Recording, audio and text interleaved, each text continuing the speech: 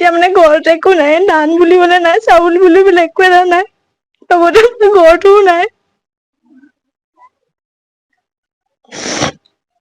হাঁহ, কুকুৰা, ছাগলী, গৰু এইখিনি বস্তু ক'ত আছে এতিয়া? ঘৰতে মৰি আছে। কুকুৰা এইখিনিও আমি পুহিছিলো, মানে অলপ নিব মায়ে নোৱাৰিলো। নিজৰ পইচা পাইছিলে যে সেইখিনি পইচাই কুকুৰা 40টা পুহিছিলো, সেইখিনি গোটেইখিনি মৰি থাকিলে। গৰু ছাগলী কেইটা মানুহকেইটাৰ লগত মানে যেনে তেনে উলিয়াই লৈ গৈছো আৰু। আমি ইমান পানী হোৱা আগতে নাই যে তেনেকে নহ'ব বুলি ভাবিছিলো, অলপ হ'ব সেইকাৰণে ডিভানৰ ওপৰতে তুলি গলো। মাটি ঘৰ এতিয়া ডিভানখন তললে বহি গ'ল, গোটেই বস্তু মানে ডিভানতে গোটেই কিতাপ আছিলে আমাৰ। তাইৰো আছিলে, মোৰো আছিলে, যিহেতুকে এতিয়া কম্পিটিটিভ এক্সামৰ কাৰণে কিতাপ অলপ কালেকচন কৰি থৈছিলো বেলেগৰ পৰা আনি, সেইখিনিও ডুবি গ'ল।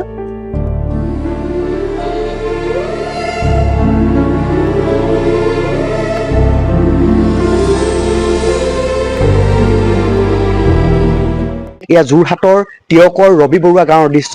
ইয়াত কালিলৈকে প্ৰায় ইয়াত এই ঘৰটো প্ৰায় আধালৈকে অংশ ডুবি আছিল। আজি কিছু ইয়াৰ অংশ পানী কমিছে যদিও এই মুহূৰ্তত কিন্তু সোমাব পৰা অৱস্থাত এইখন গৃহত প্ৰৱেশ কৰিব পৰা কোনো ধৰণৰ সুচল অৱস্থা হৈ থকা নাই। পলসে প্ৰায় পুতি পেলাইছে, এআঁঠু পৰ্যন্ত পলসে এই ঘৰৰ ভিতৰত সোমাই পৰিছে। আৰু ইয়াত একোৱে আচলতে এই পৰিয়ালটোৱে একোৱে উলিয়াব নোৱাৰিলে। ৰাতিৰ ভিতৰতে চকুৰ নিমিষতে বলিয়া বান আহি নিমিষতে টচ টচ কৰি থৈ গ'ল। এই ঘৰৰ যিসমূহ আৱাসীসকলৰ সকলো বয় বস্তু ইতিমধ্যে উটুৱাই লৈ গ'ল। একাঠু পৰ্যন্ত পলস হৈছে, মই পূৰ্বে উল্লেখ কৰিছো। মই পুনতে আপোনাৰ ওচৰলৈকে আহিছো। যিহেতু কিতাপ পত্ৰ এইখিনি সকলোখিনি নষ্ট হৈ গৈছে, ৰ'দত শুকুৱাই আছে, কি একো উলিয়াবলৈ সময় নাপালে নেকি? নাই, একো উলিয়াবলৈ সময় নাপালো। মানে মা আৰু ভন্টি আছে, যিহেতুকে ঘৰত কোনো মতা মানুহ নাই, মানে দেউতা আজি ঢুকুৱা 4 মাহ হৈ গৈছেহে। সেইকাৰণে মানে সেইখিনি সুবিধাই নহ'ল বস্তু খিনি, আৰু তুলিবলৈও এনেকে একো নাই ওখ ঠাই। আমি ইমান পানী হোৱা আগতে নাই যে তেনেকে নহ'ব বুলি ভাবিছিলো, অলপ হ'ব সেইকাৰণে ডিভানৰ ওপৰতে তুলি গলো। মাটি ঘৰ এতিয়া ডিভানখন তললে বহি গ'ল, গোটেই বস্তু মানে ডিভানতে গোটেই কিতাপ আছিলে আমাৰ। তাইৰো আছিলে, মোৰো আছিলে, যিহেতুকে এতিয়া কম্পিটিটিভ এক্সামৰ কাৰণে কিতাপ অলপ কালেকচন কৰি থৈছিলো বেলেগৰ পৰা আনি, সেইখিনিও ডুবি গ'ল। আৰু মানে এতিয়া বহুত বছৰ আমি মানে আগলৈ গুচি গ'লোগে আৰু। নাজানো আকৌ কেনেকৈ আৰম্ভ কৰিম, শূন্যৰ পৰা আকৌ আৰম্ভ কৰিব লাগিব। কি পঢ়ি আছে? মোৰ 2023ত গ্ৰেজুৱেশ্যন কমপ্লিট হ'ল। তাৰপিছতে ইকনমিক প্ৰব্লেমৰ কাৰণে মই নপঢ়িলো আৰু বাকীখিনি। এনেই সৰু সৰুকে কাম কৰি আছিলো, মানে স্মল বিজনেচ।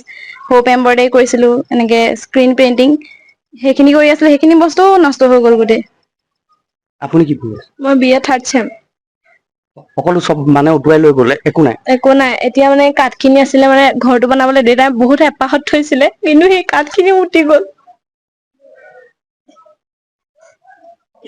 এতিয়া মানে ঘৰত একো নাই, ধান বুলিবলে নাই, চাউল বুলিবলে একো এটা নাই, চবতে ঘৰটোও নাই।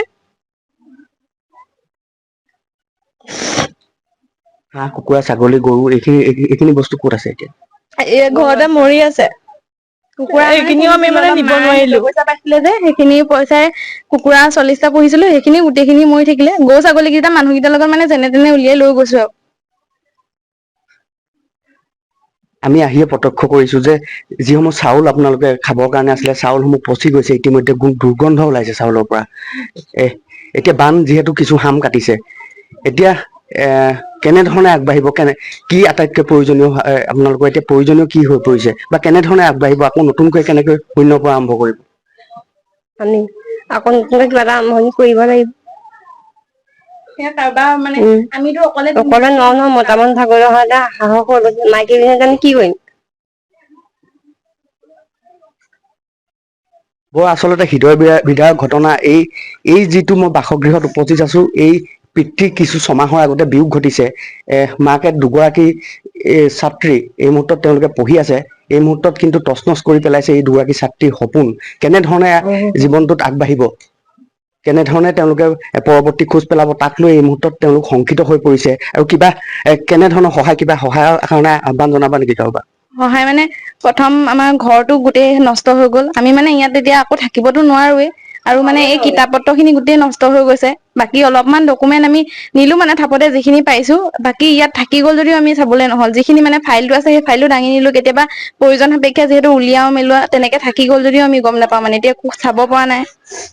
আৰু কাপোৰ কানিটো চব গ'লেই, মানে লেপ তুলিৰ পৰা আদি কৰি চব গুচি গৈছে। আপুনি ক'ত পঢ়ি আছো বুলি ক'লে? Chandrakamal Bezbarua, Teok CKB college. কোন BA 3rd sem. Department education.